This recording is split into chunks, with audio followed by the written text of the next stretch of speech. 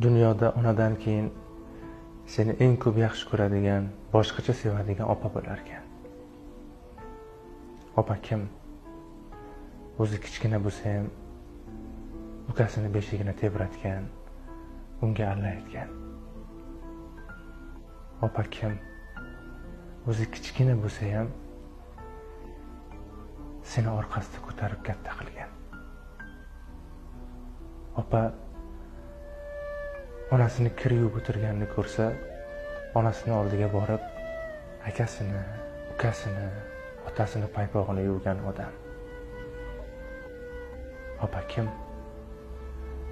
O'zi eng yoqtirgan narsasini yeb o'tirganda ham agar ukasi borib meni yeyman desa, hatto og'zidan chiqarib unga bergan odam.